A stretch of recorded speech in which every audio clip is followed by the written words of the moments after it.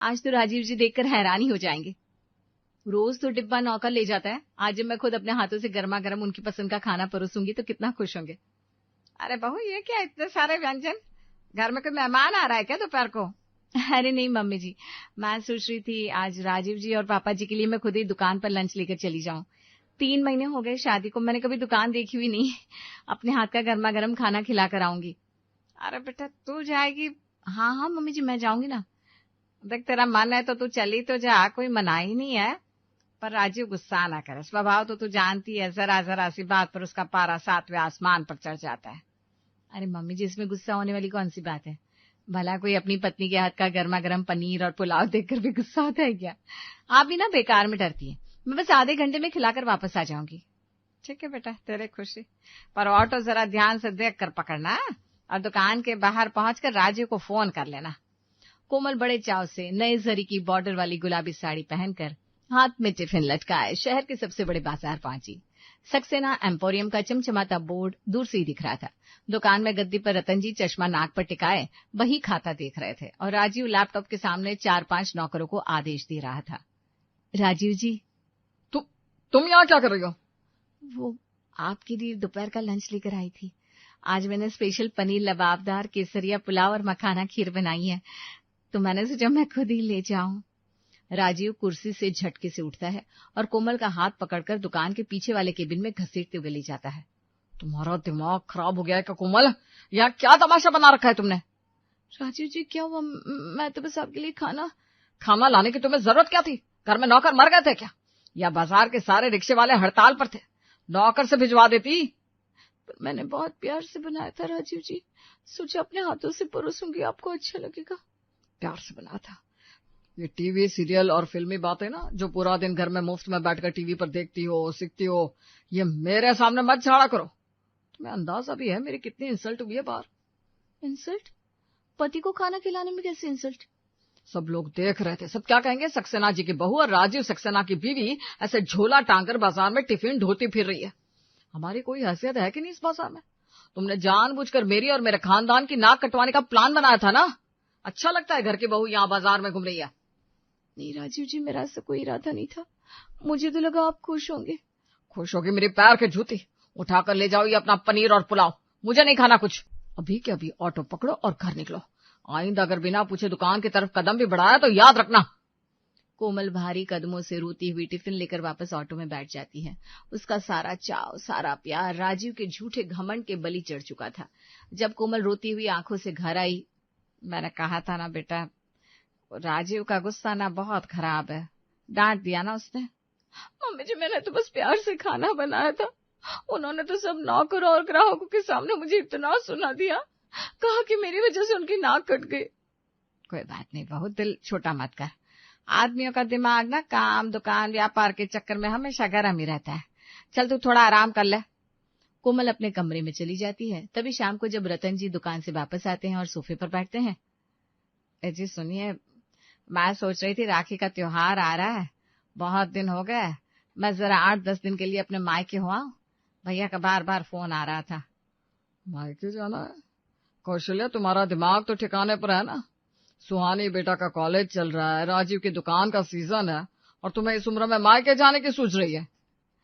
जी सुहानी अब बड़ी हो गई है, बीटेक के आखिरी साल में है, अब उसे मेरी वैसे भी जरूरत नहीं पड़ती, और बहू भी तो है ना घर संभालने के लिए। अब हर त्योहार पर मुझे मना कर देते हैं। मना कर देता हूँ तो सही तो करता हूँ। गृहस्थी औरत के रहने से चलती है, मायके में मटर गश्ती करने से नहीं। ये मेरा आखिरी फैसला है, तुम्हें मायके नहीं जाना है तो बस नहीं जाना है, बात खत्म। तभी सुहानी चहकती हुई कमरे में आती है। ओहो पापा, किस पर गुस्सा निकाल रहे हो? अच्छा सुनिए ना पापा, मुझे कॉलेज के एनुअल फेस्ट और ट्रिप के लिए तुरंत 10,000 की सख्त जरूरत है। अरे मेरी लाडो रानी, 10,000 क्यों, पूरे 15,000 ले ले।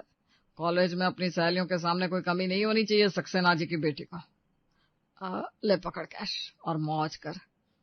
वाह पापा, thank you, you are the best. बाप बेटी का लाड़ चल ही रहा था, तभी राजीव भी कमरे में आता है। क्या बात है सुहानी, आज तो पापा से मोटी रकम ऐठी जा रही है। हाँ भैया, अच्छे टाइम पर हो। चलो मुझे फटाफट कार की चाबी दो, मैं सोच रही हूँ लॉन्ग ड्राइव पर होकर आऊं। ओके मेरी जान लाड़ो, ये ले मेरी नई कार की चाबी, जा अपनी सहेलियों को भी ले जा और शहर में घूम कर आ। वाह भैया, थैंक यू। भाभी, ओ भाभी चलो ना आप भी मेरे साथ कार में, थोड़ा घुमाएंगे। मैं सोच रही थी कार भी ना आप ही चलाना भाभी। किसको ले जाएगी सुहानी? इसे कार का सी भी पता है? ये चलाएगी कार? ये कार में बैठने लायक दिखती है क्या तुझे? सुहानी तुम जाओ घुमाओ, मैं तब तक रात के डिनर की तैयारी कर लेती हूँ। अगले दिन, क्या बात है बहू, कल रात से देख रही हूँ मैं, बहुत दुखी दुखी सी बैठी है। राजीव ने फिर कुछ कहा क्या? नहीं मम्मी जी, मैं तो बस कल रात की बात सोच रही थी। मुझे कार चलाना नहीं आता, शायद इसीलिए राजीव जी ने सबके सामने इतना सुना दिया। मैं सोच रही थी मम्मी जी क्यों ना मैं भी कार ड्राइविंग सीख लूं। तो कार चलाएगी? देख बेटा, बात तो तेरी सही है, सीखने में कोई बुराई नहीं है, पर अगर तेरा कार चलाने का इतना ही शौक था तो शादी से पहले सीख लेती। मम्मी जी शादी से पहले कभी मौका ही नहीं मिला, कॉलेज की पढ़ाई में व्यस्त रही, फिर जैसे ही कॉलेज ड्रॉप हुआ आप लोगों का रिश्ता आ गया और शादी हो गई, कभी टाइम ही नहीं मिला। बेटा अब तो बहुत मुश्किल है, तेरे पापा जी या तेरे पति राजीव तुझे कभी इसकी इजाजत नहीं देंगे। तू समझ बहू, ससुराल तो आखिर ससुराल ही होता है, यहाँ तो पति और ससुराल वालों की ही मर्जी चलती है, और फिर हमारे घर के मर्द तो वैसे भी थोड़े सख्त मिजाज के हैं। मम्मी जी अगर आप इजाजत दे तो मैं राजीव जी को किसी तरह मना लूंगी, बस आप हाँ कह दीजिए। अरे मेरी तरफ से तो हमेशा हाँ ही है बेटा, तू सीख ले तो मुझे भी कभी मंदिर ले चला करेगी। तो भाई अगले दिन सुबह कोमल तैयार होकर अपने फोन पर ड्राइविंग स्कूल जा रही थी कि तभी राजीव सामने आ जाता है। कहाँ जाने की तैयारी हो रही है सुबह सुबह? इतना सज धज कर कहाँ निकली? राजीव जी मैं कार ड्राइविंग सीखने जा रही हूँ, पास ही में एक ड्राइविंग स्कूल है, मैंने बात कर ली है। आपने कल कहा था ना मुझे कार चलानी नहीं आती, तो मैंने सोचा सीख लूंगी तो कभी काम आ जाएगी। तुम्हारा दिमाग पूरी तरह खराब हो चुका है कोमल। औरतों का काम घर की गृहस्थी देखना, चौका बर्तन करना और रोटियां सेकना होता है, या फिर कार की स्टीयरिंग घुमाना होता है, हा? पर राजीव जी आज के जमाने में तो सभी औरतें कार चलाती है, इमरजेंसी में काम आता है। हमारे घर में किसी चीज की कमी है क्या? कार के लिए घर में 2-2 ड्राइवर रखे हुए हैं, तुम्हें क्या जरूरत है ड्राइवर बनने की? वो तो बस मैं अपने शौक के लिए। शौक? यह कौन सा नया नवेला भूत सवार हो गया है तुम्हारे सिर पर? चुपचाप अपने काम से काम रखो, और याद रखना आज के बाद मेरे से बिना पूछे कोई ऐसी फालतू प्लानिंग की तो मुझसे बुरा कोई नहीं होगा। इस बार फिर कोमल रोकर रह गई। कुछ दिनों बाद सक्सेना परिवार में एक बहुत बड़े रिश्तेदार की शादी का फंक्शन था। पूरे घर में चहल पहल थी। ननद सुहानी बहुत खुश थी और उसने बाजार से 2 एक जैसी खूबसूरत इंडो वेस्टर्न ड्रेसेस खरीदी थी। भाभी, भाभी ये देखो, हम दोनों ना same to same Indo western dress पहनेंगे। देखिए मैं लेकर आई हूँ, आज रात के फंक्शन में हम दोनों ट्विनिंग करेंगे, बहुत मजा आएगा। आप यही पहनोगे? हाँ। वाह सुहानी, ये तो बहुत प्यारी ड्रेस है। ठीक है, आज मैं यही पहनूंगी। कोमल खुशी खुशी तैयार होती है। वो अपनी सास कौशल्या देवी का भी बहुत सुंदर मेकअप करती है, उनके बालों का जूड़ा बनाती है, गजरा लगाती है। तभी रतन जी और राजीव जी की नजर उन पर पड़ती है। ये क्या नौटंकी मचा रखी है कौशल्या? बुढ़ापे में बूढ़ी घोड़ी लाल लगाम, इस उम्र में जब तुम्हें सत्संग और माला जपना चाहिए, तुम्हें ये सब मेकअप और गजरा सूझ रहा है? जरा अपनी उम्र का तो लिहाज करो। अरे श्रृंगार तो औरतों का शौक होता है, इतने दिनों बाद फंक्शन में जा रहे थे तो बहू ने थोड़ा तैयार कर दिया। शौक? ये स्लीवलेस ब्लाउज पहनकर क्या नया फैशन निकाल रही हो? खानदान की नाक कटवाना चाहती हो क्या रिश्तेदारों में? कोई ढंग के कपड़े पहने नहीं जाते तुमसे? जाओ जाकर सीधा पल्लू संभालो और ये ड्रामा बंद करो। और तुम्हारा तो लगता है दिमाग पूरी तरह से फिर गया है कोमल। ये क्या जो करो जैसे कपड़े पहन रखे तुमने? अरे भैया भाभी को मत डांटो ना, मैंने ही बोला था भाभी को मैचिंग ड्रेस पहनने के लिए, हम दोनों साथ में अच्छे लग रहे हैं। सुहाने तुम चुप रहो, तुम भी क्या आए दिन इस पर नए नए एक्सपेरिमेंट करती रहती हो। और कोमल जाओ तुरंत जाकर ये चेंज करो और कोई ढंग की साड़ी पहन कर आओ, समझी, या कान के नीचे बजाओ। कोमल की आंखों से आंसू छलक पड़ते हैं। वो चुपचाप कमरे में जाती है और इंडो वेस्टर्न ड्रेस उतार कर एक भारी साड़ी लपेट कर आती है। फंक्शन में पहुंचकर सुहानी तो डीजे पर जमकर डांस करती है, पर जब कुछ रिश्तेदार कोमल को भी डांस के लिए खींचने आते हैं तो राजीव दूर से ही अपनी लाल लाल आंखें दिखाकर उसे डांट देता है। उसी फंक्शन में रतन जी की बड़ी बहन यानी सबकी सत्यभामा बुआ जी भी पधारी हुई थी। अरे दीदी प्रणाम प्रणाम, आप आई, हमारा तो जन्म सफल हो गया। दीदी आपके लिए चाय लाऊं, आपके लिए काजू कतली लाऊं, बताइए।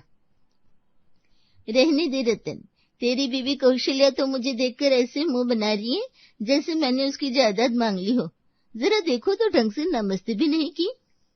कौशल्या तुम्हें अक्ल नहीं है क्या? दीदी के पैर छुओ। हमेशा ना इस औरत की वजह से मेरी नाक कटती है दीदी, इससे तो बात करने की तमीज भी नहीं है, अनपढ़ की अनपढ़ रही है। सुन रतन, एक बहुत जरूरी बात करने आई हूँ। अपनी लाडली सुहानी के लिए एक बहुत ही शानदार रिश्ता आया है। इंदौर के बहुत बड़े मसाला व्यापारी हैं खन्ना जी। उनका बेटा विनय है, लड़का बीटेक है और अकेले पूरे मध्य भारत का मसालों का बिजनेस संभालता है। करोड़ों की कोठी है इंदौर में।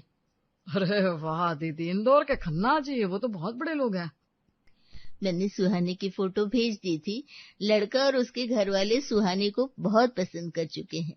अगर तेरी हाँ हो तो बात आगे बढ़ाओ। अरे बुआ जी, इसमें पूछने की क्या बात है।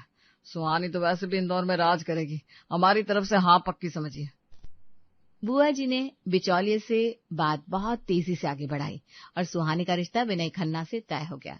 शादी की तैयारियां जोर शोर से शुरू हो गई। एक दिन, देख कोमल बहू, अब सुहानी की शादी में सिर्फ कुछ ही दिन बचे हैं। हमने इसे इतने लाड़ प्यार में पाला है, इसे पानी का गिलास उठाना तक नहीं आता। तो एक काम कर, इसे रसोई में ले जा और अपने साथ थोड़ा बहुत खाना बनाना सिखा दे। ससुराल तो ससुराल ही होती है बेटा, कल को सास ससुर के सामने भूख ही ना रहे। जी मम्मी जी। सुहानी, चलो आज हम दोनों मिलकर कढ़ाई पनीर और नान बनाते हैं। दोनों रसोई में जाती हैं और सुहानी बड़े चाव से सब्जी में मसाले डालना सीख रही होती है। तभी रतन सिंह और राजीव वहां धमकते हैं। कौशल्या, ये क्या तमाशा मचा रखा है तुमने? मेरी लाडली बेटी से चूल्हा चौका करवा रही हो? अरे वो तो बस थोड़ा बहुत खाना बनाना सीख रही थी, कल को ससुराल जाएगी तो। कोई जरूरत नहीं खाना बनाने की।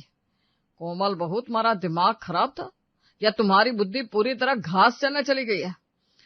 शादी में 4 दिन रह गए और तुम मेरी बेटी से नौकरों वाले काम करवा रही हो। पापा जी, मैं तो बस सोच रही थी कि सुहानी थोड़ा सीख लेगी तो उसके काम ही आएगा। तुम चुप रहो कोमल, तुमने खुद कितना सीख लिया शादी के 3 महीने में। तुम्हें क्या करना आता है? आज भी तुमसे ढंग का खाना नहीं बनता। चली मेरी बहन को मास्टर शेफ बनाने। अरे भैया, आप क्यों डांट रहे हो भाभी को? मैं तो खुद ही सीख रही थी। नहीं लाडो, तुम्हें कुछ सीखने की जरूरत नहीं है। जहाँ हम तेरी शादी कर रहे हैं ना, वहाँ 10-10 नौकर चाकर आगे पीछे घूमते हैं। हम तुझे ऐसे ही विदा नहीं कर रहे हैं। 20 लाख का दहेज और गाड़ी देकर विदा कर रहे हैं। तेरी भाभी की तरह कंगाली में विदा नहीं कर रहा है कि तुझे वहां जाकर रोटियां बेलनी पड़े। जा आराम करो। राजीव की बात सुनकर कोमल चुपचाप अपने काम में लग गई। अगले दिन दोपहर में कोमल अपने कमरे में बैठकर अपनी एक साड़ी का उधड़ा हुआ ब्लाउज सिलाई मशीन पर सिल रही थी। तभी, वाह भाभी, आप तो सिलाई भी कर लेती है। आप कितनी क्रिएटिव है। आप में और कौन कौन सा हिडन टैलेंट है? कुछ खास नहीं सुहानी, बस कभी अर्जेंट में जरूरत पड़ जाए तो काम आ जाता है। लाओ, मैं तुम्हें भी थोड़ा सा सिलाई का कटिंग फिटिंग सिखा देती हूँ। कभी ससुराल में किसी ड्रेस की सिलाई उधर जाए तो झटपट खुद कर सी लोगी। हाँ बहू, ये बहुत अच्छी बात है, सुहानी को भी सिखा दे। क्या दर्जी की दुकान खोल रखी है तुमने मेरे कमरे में? मेरी बहन बीटेक पास है, कैसे दर्जी बनाओगी तुम? कपड़े सिलेगी अब बैठकर। राजीव जी, ये तो बस एक हुनर है, इमरजेंसी में काम आता है। अरे बंद करो ये बकवास। सुहानी, तुम बाहर निकलो इस कमरे से। और कोमल, तुम्हें मैं आखिरी वार्निंग दे रहा हूँ, सुहानी को इन सब फालतू के कामों से दूर रखो। वो सिर्फ खाएगी, पिएगी, घूमेगी और मौज करेगी अपने बाप और भाई के पैसों पर। बेटा, सुहानी तेरे पापा और भाई तो प्यार में ऐसा बोलते हैं, पर एक औरत होने के नाते तुझे गृहस्थी की समझ होनी चाहिए। मम्मी, आप बिल्कुल सही कह रही हो। मेरी कॉलेज की फ्रेंड्स भी कहती हैं कि बेसिक कुकिंग तो आनी ही चाहिए। आप फिक्र मत करो, मैं भाभी से छुप छुप कर सब सीख लूंगी। शादी के आखिरी दिनों में सुहानी ने रात रात भर जाकर कोमल भाभी से दाल में तड़का लगाना, रोटियां बेलना, मसालों का सही अंदाज और चाय बनाना चुपके से सीख लिया। फिर वो दिन भी आया जब धूमधाम से सुहानी की विदाई हुई। रतन सिंह और राजीव अपनी लाडली को विदा करते हुए फूट फूट कर रोए। लाखों का दहेज, गहने और चमचमाती कार देकर सुहानी को इंदौर विदा कर दिया गया। सुहानी अपने आलीशान ससुराल इंदौर पहुंची। घर बहुत बड़ा था। ससुर राम प्रसाद जी, सास कुसुमा देवी, पति विनय और ननद काव्या। लेकिन शादी के दूसरे दिन ही सबके सब मुंह बनाने लगे। सोफा तो ठीक ठाक ही दिया है सुहानी के पिताजी ने, पर वो जो जरी की साड़ियां भेजी है ना, बिल्कुल थर्ड क्लास क्वालिटी की है। हमारे यहाँ तो नौकरानियां भी ऐसी साड़ियां नहीं पहनती। और मम्मी, वो जो कार दी है उसका कलर भी कितना बकवास है। भाई को तो ब्लैक कलर पसंद था। सुहानी ने किसी भी बात का कोई जवाब नहीं दिया।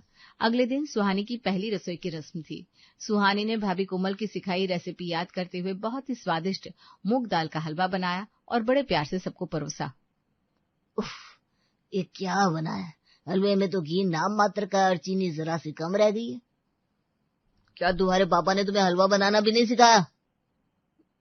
सही कह रहे हैं जी, सक्सेना जी तो बड़े डिंगे हाँक रहे थे, हमारी बेटी ये है वो है, पर राजकुमारी को तो एक कटोरी हलवा भी ढंग से पकाना नहीं आता। मम्मी जी, मैंने तो बादाम और केसर डालकर बहुत मन से बनाया था। सुहानी, बहाने मत बनाओ। अगर हलवा अच्छा नहीं बना तो अपनी गलती स्वीकार करो, सॉरी बोलो। ये सब देखकर सुहानी सहम गई। दिन बीतते गए। सुहानी हर काम अपनी तरफ से बेस्ट करने की कोशिश करती, रोटी बनाती, दाल पकाती, पर हर बात में ताने मिलते। रोटी गोल क्यों नहीं है, दाल में नमक कम है, इतना लंबा घूंघट क्यों नहीं काढ़ा। सुहानी के स्वाभिमान को रोज कुचला जा रहा था। शादी के कुछ महीने बाद सुहानी पहली बार अपने मायके लौटती है। आ गई मेरी लाड़ो रानी, कैसी है मेरी बेटी?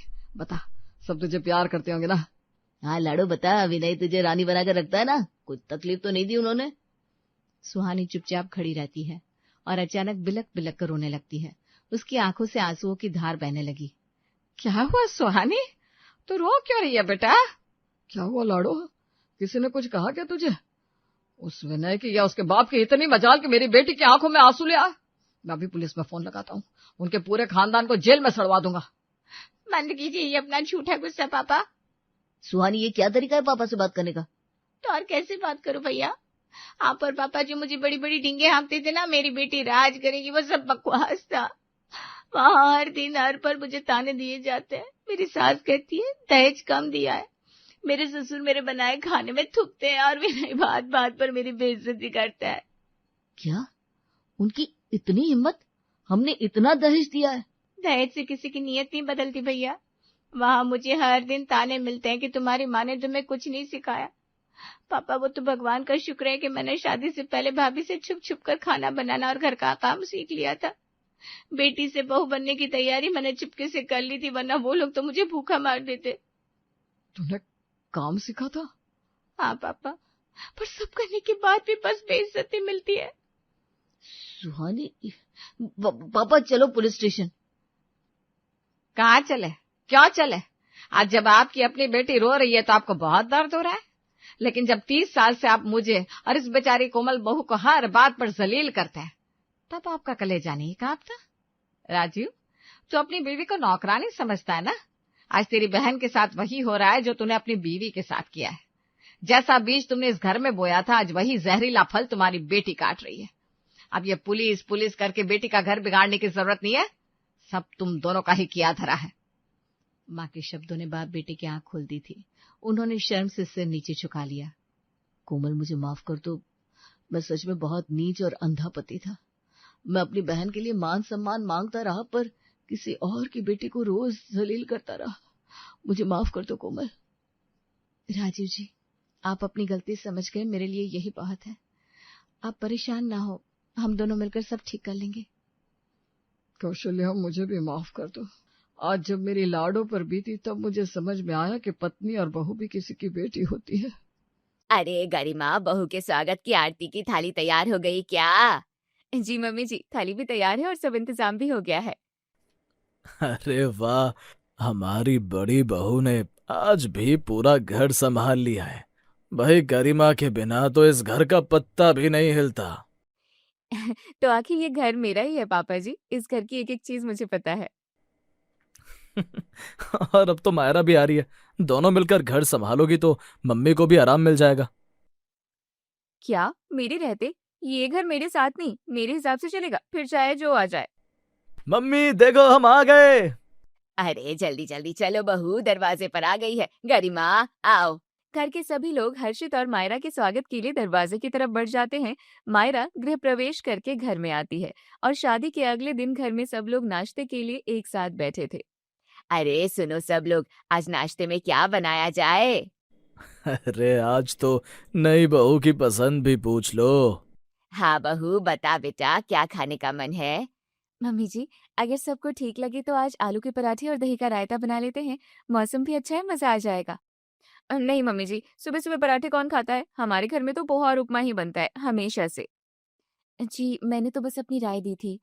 हाँ हाँ, राय देना तो ठीक है, लेकिन हर घर के अपने नियम होते हैं। अरे गरिमा, कभी कभी बच्चों की पसंद भी देख लिया करो। अरे पापा जी, पसंद तो रोज बदलती रहती है, लेकिन घर के तौर तरीके नहीं बदलते। भाभी, एक दिन पराठे भी बन जाएंगे तो क्या ही बिगड़ जाएगा। हे देवर जी, जो मुझे सही लगेगा तब बन जाएगा। अभी पोहा बन जाने दो। क्यों मायरा? जी भाभी, आज नाश्ते में पोहा ही बना लेते हैं। आलू के पराठे किसी और दिन बन जाएंगे। मायरा बेचारी बेमन से रसोई में जाती है और सबके लिए पोहा बनाकर लेकर आती है। कुछ देर बाद सब नाश्ता कर रहे होते हैं और डाइनिंग टेबल पर अरे सुनो सब लोग, ड्राइंग रूम के पर्दे भी पुराने हो गए हैं। मैं सोच रही हूँ इस रविवार नए ले आते हैं। हाँ हाँ, क्यों नहीं, बदल ही देते हैं। मायरा बहू, तू भी बता कैसे पर्दे अच्छे लगेंगे? मम्मी जी, हल्के क्रीम कलर के पर्दे लगा देंगे तो कमरा बड़ा भी लगेगा और रोशनी भी अच्छी आएगी। नहीं मम्मी जी, क्रीम रंग 2 दिन में गंदा हो जाएगा। गहरे भूरे रंग के पर्दे ही अच्छे लगेंगे। आप तो वही पर्दे लगाओ। अरे गरिमा बहू, मायरा आज के जमाने की लड़की है, जरा कभी इसकी बात भी तो सुन लो। पापा जी, इतने सालों से घर मैं संभाल रही हूँ, तो क्या अब मुझे पता नहीं होगा कि इस घर में क्या चलेगा क्या नहीं? हाँ हाँ पापा जी, भाभी ठीक ही तो कह रही हैं। हाँ, मैं तो हमेशा ही ठीक कहती हूँ। बस ऐसे ही इस घर में मेरा सिक्का जमा रहना चाहिए और इसकी इसकी तो एक बात भी नहीं चलने दूंगी कभी मैं। पता नहीं क्यों भाभी हर बार मायरा की बात बीच में ही काट देती हैं। भगवान जाने इन्हें क्या परेशानी है। शादी होने के बाद मायरा ने घर में 2 बार अपनी राय रखी और दोनों बार उसकी बात पूरी होने से पहले ही काट दी गई। उसे धीरे धीरे समझ में आने लगा कि सीधी उंगली से घी नहीं निकलने वाला। और कुछ दिन बाद रात को किचन में मम्मी जी, मैं आपसे एक बात पूछूं? हाँ बेटा, बोलना। मम्मी जी, क्या मुझसे कोई गलती हुई है? अरे कैसी बात कर रही है तू? अभी तो तुझे आए हुए 1 महीना भी नहीं हुआ, फिर कैसी गलती? अरे लेकिन वो भाभी जी, वो मेरी कोई भी बात पूरी नहीं होने देती हैं। जब से आई हूँ तब से देख रही हूँ, मैं कुछ भी कहूँ वो तुरंत उसे काट देती हैं। ऐसा लगता है जैसे उन्हें मेरी हर बात से परेशानी है। अरे बेटा, तू अकेली नहीं है जो उसकी इस बात से परेशान है। जी, क्या मतलब है आपका? अरे उसने तो हमारी भी कभी नहीं चलने दी, तेरी क्या चलने देगी? जब से इस घर में आई है तब से अपनी ही चलाती है। हैं? सच में मम्मी जी?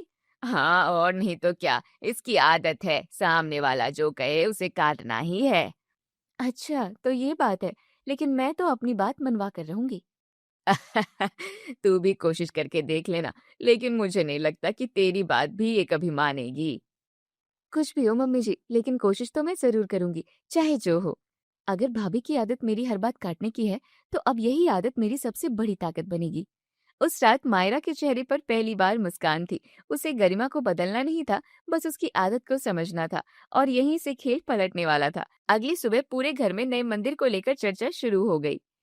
सुनो, इस रविवार घर के मंदिर की सफाई भी करनी है। वैसे मैं सोच रही थी कि अब नया मंदिर भी ले ही लेते हैं। हाँ सही कह रही हो, पुराना मंदिर तो अब काफी घिस गया है। तो फिर पक्का रहा, आज मंदिर देखने चलना है। पहले ये तो तय कर लो कि कैसा मंदिर लेना है। हाँ भाई, ताकि दुकान पर जाकर बार बार सोचने की जरूरत ना पड़े। मम्मी जी, मेरी मानिए तो लकड़ी का मंदिर ही लेना चाहिए, पुरानी डिजाइन वाला। ऊपर छोटी छोटी घंटियां हो, किनारे नक्काशी हो, वही सबसे अच्छा लगेगा। है क्या? क्या सच में तुझे लकड़ी वाला मंदिर चाहिए? हाँ भाभी, मुझे तो वही पसंद है। नहीं नहीं, बिल्कुल नहीं। आजकल कौन लकड़ी का मंदिर रखता है? संगमरमर का मंदिर ही अच्छा लगता है, साफ भी रहता है और देखने में भी शानदार लगता है। अरे लेकिन भाभी, लेकिन वेकिन कुछ नहीं, इस घर में मंदिर आएगा तो संगमरमर का ही आएगा। हाँ, मुझे भी संगमरमर वाला ठीक लग रहा है। आज पहली बार बड़ी बहू की बात मुझे सच में दिल से पसंद आई है। हाँ मम्मी जी, अगर भाभी की ही इच्छा है तो संगमरमर का ही ले लेते हैं। देखा, फिर नहीं चलने दी इसकी बात। तू चाहे जो भी करे देवरानी जी, मैं तो एक भी नहीं चलने दूंगी। गरिमा फिर से मायरा की बात काट देती है और घर में गरिमा के कहे मुताबिक संगमरमर का मंदिर आ जाता है। इसी तरह दिन गुजर जाते हैं और कुछ दिन बाद शाम को सब लोग चाय पी रहे होते हैं तभी अरे मम्मी, बुआ जी के घर शादी के फंक्शन आने वाले हैं, तो क्यों ना सब इस रविवार सबकी शॉपिंग भी कर लेते हैं। हाँ, जी के घर भात भी देना है, तो इस बार खरीदारी बहुत है। हाँ तो बताओ सब कहाँ चलना है खरीदारी करने के लिए? मम्मी जी, मेरी मानिए तो बाजार ही चलते हैं। ऑनलाइन का भरोसा कौन करे, पता नहीं कैसा सामान आ जाए। दुकान पर देखकर खरीदेंगे तो अच्छा रहेगा।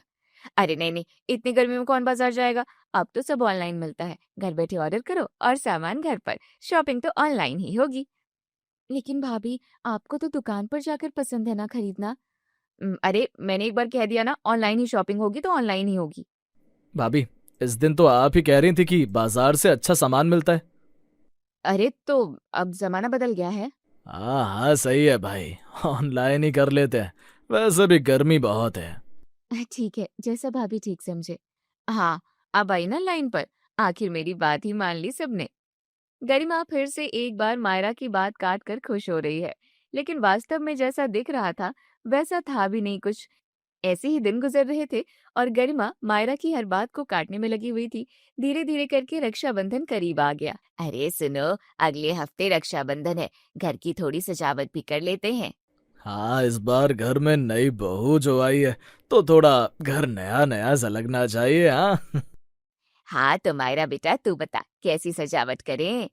मम्मी जी, मेरी माने तो पुराने वाले प्लास्टिक के फूल ही निकाल लेते हैं। ये बता रहे थे कि भाभी को हर साल वही आर्टिफिशियल फ्लावर वाली डेकोरेशन पसंद है, तो इस बार भी वही कर लेते हैं। अच्छा बेटा, तुम मेरे सामने ज्यादा होशियार बनने की कोशिश कर रही हो। अभी चखाती हूँ मजा। अरे नहीं मम्मी जी, अब पुराने प्लास्टिक के फूल बिल्कुल अच्छे नहीं लगते। इस बार असली फूलों से सजावट करेंगे। लेकिन भाभी, असली फूल तो जल्दी मुरझा जाते हैं। इतना ज्यादा खतरा होता है काम करने का। अरे तो मुरझाएं। वैसे भी इतना आलसी बनने की क्या जरूरत है। त्योहार पर घर सुंदर लगना चाहिए, क्यों मम्मी जी? हाँ भाई, मुझे तो असली फूलों वाला आइडिया अच्छा लगा। हाँ तो ठीक है, इस बार कुछ नया करते हैं। ठीक है मम्मी जी, जैसा भाभी कहे। कहा था ना, एक भी नहीं चलने दूंगी। फिर नहीं चलने दी इसकी बात। गरिमा फिर से मन में खुश हो रही थी, तभी विकास कहता है। अरे मम्मी सुनो, त्योहार आ ही रहा है तो सीलन से हॉल की दीवार का रंग भी उतरने लगा है। लगे हाथ उसे भी पेंट करा ही लेते हैं। हाँ, विकास कहे तो सही रहा है। वैसे भी सारी पपड़ी निकल गई है दीवारों की। तो बताओ बहुओं, कौन सा रंग अच्छा रहेगा? मम्मी जी, गहरा भूरा रंग करवा लेते हैं, कम गंदा दिखेगा।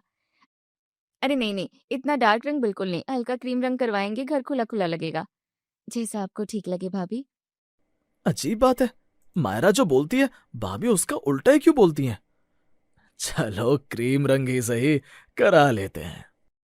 अजीब बात है, बड़ी बहू की पसंद तो ज्यादा अच्छी हो गई है और छोटी बहू की पसंद तो पुरानी लग रही है। चलो कोई बात नहीं, तो भाई तय रहा, घर में क्रीम रंग ही होगा। देखा, आखिर में मेरी बात ही मानी सबने। अब तक घर के किसी सदस्य को कुछ समझ नहीं आया था, लेकिन हर्षित को गरिमा का मायरा की हर बात को काटना बुरा लग रहा था। उसी रात को मायरा अपने कमरे में आराम से मोबाइल चला रही थी, तभी हर्षित कमरे में आया। मायरा, एक बात पूछूं? हाँ पूछो ना। तुम्हें सच में बुरा नहीं लगता? किस बात का? भाभी तुम्हारी एक भी बात नहीं मानती। तुम जो भी बोलती हो वो तुरंत उसका उल्टा बोल देती हैं। मुझे तो कई बार गुस्सा आ जाता है। सच में तुम्हें लगता है कि मेरी बात नहीं चलती? अरे इसमें सोचने वाली क्या बात है, पूरे घर ने देखा है। अच्छा एक बात बताओ, हाँ पूछो। क्या तुम्हें सच में लगता है कि मुझे लकड़ी का मंदिर पसंद था? नहीं, बिल्कुल नहीं। वही तो मैं सोच रहा था, तुमने लकड़ी का मंदिर कैसे चुना? हाँ तो फिर मैंने लकड़ी का मंदिर लेने की बात क्यों कही होगी? यही तो मैं समझ नहीं पा रहा। क्योंकि मुझे पता था कि भाभी मेरी बात कभी नहीं मानेंगी। वो मेरी बात काट कर संगमरमर का मंदिर ही लेने की जिद करेंगी। ओह, इसीलिए तुमने उल्टा बोला था। बिल्कुल।